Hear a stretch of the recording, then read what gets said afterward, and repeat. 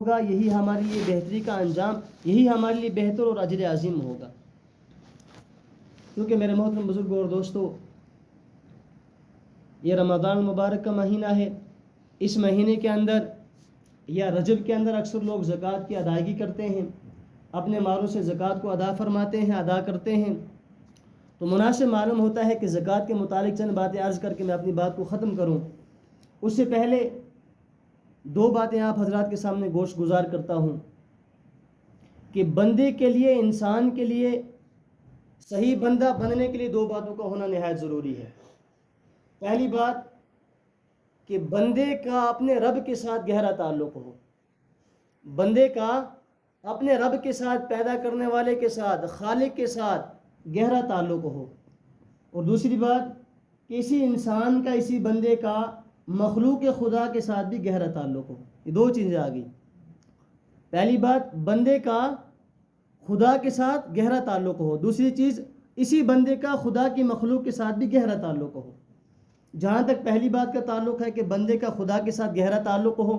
یہ نماز کے ذریعے حاصل ہوتا ہے۔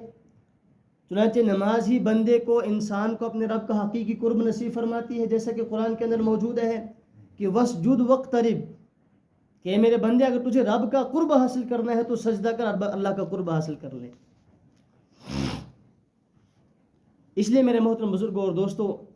نماز بندے اور مولا کے درمیان حقیقی دوستی اور محبت کا ذریعہ ہے۔ جب نماز میں پختگی پیدا ہو جاتی ہے، نماز کے ذریعے خالق سے صحیح تعلق ہو جاتا ہے، تو پھر یہی خالق کا تعلق اس بات کا تقاضا کرتا ہے کہ خالق کے تعلق کے ساتھ ساتھ اس کی مخلوق سے بھی جو ہے تعلق استوار کیا جائے۔ جس طرح اس انسان نے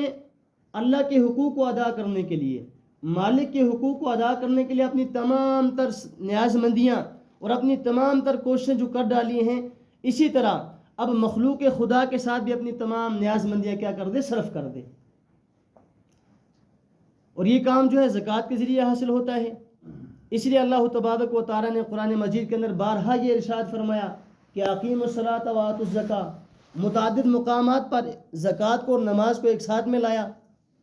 جس سے پتہ چلتا ہے کہ زکوٰۃ ہی، نماز ہی سبب بنتی ہے اللہ کے راستے میں خرچ کرانے کا۔ گویا ایسا بھی ہو سکتا ہے کہ جو بندہ نماز نہ پڑھتا ہو، جو انسان نماز نہ پڑھتا ہو، وہ بھی اللہ کے راستے میں مال کو خرچ کرتا ضرور ہوگا، مگر اس کے مال خرچ کرنے میں اور ایک نمازی انسان کے مال کے خرچ کرنے میں بہت بڑا فرق ہو۔ اس لیے میرے محترم بزرگوں اور دوستو، اللہ تبارک و تعالیٰ خود فرماتے ہیں کہ جو میرے راستے میں خرچ کرتے ہیں ان کی تعریف خود اللہ تبارک و تعالیٰ فرماتے ہیں۔ چنانچہ قرآن مجید کی چند آیات ہیں، میں آپ کے سامنے پیش کرتا ہوں۔ سب سے پہلی آیت اقرضوا اللہ قرضا حسنا، کہ اللہ تبارک و تعالیٰ کو قرض حسنا دو۔ پہلی چیز، اب میرے محترم بزرگوں، اسو سارے پہاڑی بھی آندی ہے، پہاڑی بھی کرنے ایسی سارے اقرضوا اللہ قرضا حسنا، تسی مگو دوسو ایک چیز تھا کہ اللہ قرض منگی دی ضرورت ہے، قرض منگ سا میں یا تسی منگ سو قرض، کہ آسو مکان بڑھانا ہوندہ، کرا دی ضروریات ہونی ہیں، باقی چیزیں ہونی ہیں، پھر اللہ کی ضرورت ہے قرض منگی دی۔ اقرضوا اللہ قرضا حسنا، نہ ایک سوال ہے بھی نا کہ اللہ کو قرض مانگنے کی کیا ضرورت ہے؟ بھلا زمین اس کی، آسمان اس کا، چاند اس کا، سورج اس کا، زمین کے خزانوں کا وہ مالک ہے، آسمان کی دولت کا وہ مالک ہے، وہ مالک ارض و سما ہے، مالک کن فیکون ہے، وہ جب کہتا ہے تو ہو جاتا ہے۔ تو پھر میرے محترم بزرگوں اور دوستوں، اسے قرضہ مانگنے کی کیا ضرورت؟ مگر قربان سے اللہ تبارک و تعالیٰ کے اس انداز بیان کے، اللہ تعالیٰ فرماتے ہیں مجھے قرضہ دو، اقرضوا اللہ قرضا حسنا، مجھے قرضہ دو، پر میرے لیے قرضہ مجھے مت دو، میرے غریب بندوں کے لیے قرضہ دو، میرے فقیر بندوں کے لیے، میرے مفلس بندوں کے لیے، میرے معذور بندوں کے لیے، میرے محتاج بندوں کے لیے، میرے مفلوق الحال بندوں کے لیے۔ اور آگے فرما دیا تجدوہ عند اللہ، آپ ان کے یہاں جمع کرا دو۔ مدرسے والے جب آپ کے پاس آتے ہیں، آپ ان کے یہاں یتیموں کے لیے جمع کرا دو، مسکینوں کے لیے جمع کرا دو۔ کوئی سائل آپ کے گھر کے سامنے آتا ہے، اس کے ہاتھ میں آپ تھما دو پیسوں کو، زکوٰۃ کو تھما دو، صدقات کو تھما دو، تجدوہ عند اللہ، قیامت کے دن مجھ سے لے لینا۔ یہ اللہ تبارک و تعالیٰ کا وعدہ ہے، تجدوہ عند اللہ، قیامت کے دن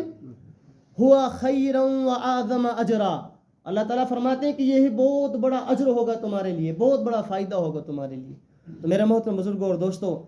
اسی سلسلے میں بھی آپ حضرات کے سامنے آیا ہوں۔ آپ لوگوں میں سے اکثر کو اللہ تبارک و تعالیٰ نے مال عطا فرمایا ہے،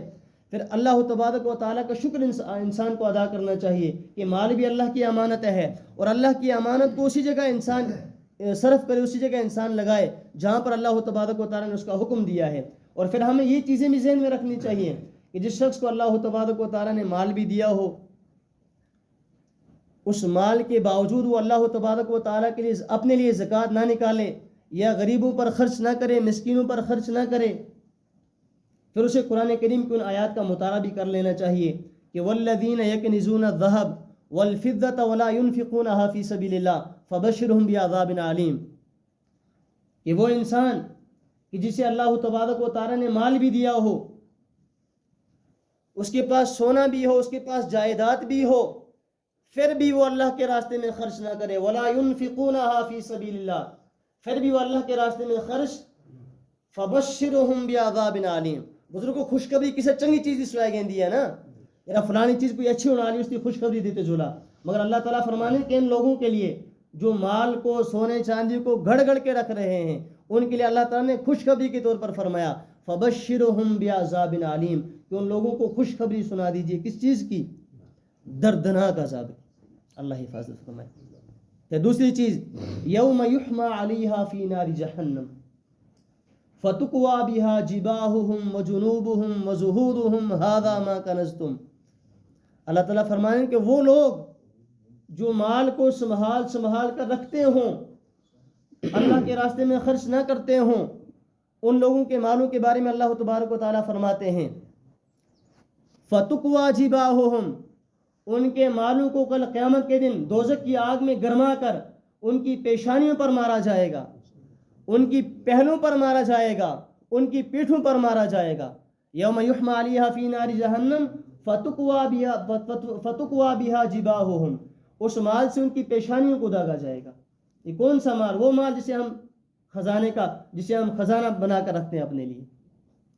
وہ مال جسے ہم بچا بچا کے رکھ رہے ہیں، اس مال کے بارے میں اللہ تبارک و تعالیٰ فرماتے ہیں کہ اگر زکوٰۃ نہ نکالی، اللہ کے راستے میں خرچ نہ کیا، غریبوں کی امداد نہ کی، مسکینوں پر خرچ نہ کیا، فرمایا اسی مال کو دوزخ کی آگ میں گرما کر فتقوی بہا جباہہم، اسے تمہاری پیشانیوں کو داغوں گا، وجنوبہم، اور تمہارے پہلوں کو داغوں گا، پہلو اس کو کہتے ہیں، تمہارے پہلوں کو داغوں گا، وظہورہم، اور تمہاری پیٹھوں کو داغوں گا اسی مال سے۔ اب سوال یہاں پر یہ پیدا ہوتا ہے کہ ان تین چیزوں کو اللہ تعالیٰ نے خاص کیوں کیا؟ اس کی بھی وجہ تسمیہ بیان کر دیتا ہوں کہ جب انسان کے پاس، مالدار کے پاس، صاحب استطاعت کے پاس یا صاحب ثروت کے پاس کوئی غریب انسان آتا ہے، کوئی مانگنے والا آتا ہے، کوئی سوال کرنے والا آتا ہے، کوئی مسکین آتا ہے، کوئی غریب آتا ہے، جب یہ اسے سوال کرتا ہے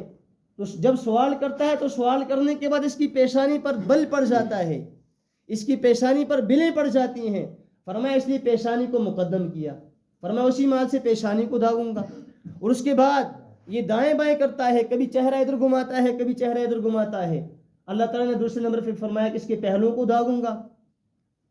اور تیسرے نمبر پر فرمایا کہ جب وہ سائل پھر بھی اس کا پیچھا نہیں چھوڑتا ہے، اسے بار بار کہتا ہے کہ مجھے دو، اللہ کے راستے میں خرچ کرو، یہ جان چھڑانے کے لیے پیٹھ پیچھے کر لیتا ہے، چہرے کو گھما لیتا ہے، پیٹھ کو آگے کر دیتا ہے، فرمایا اس لیے ان تین چیزوں کو خاص کرو۔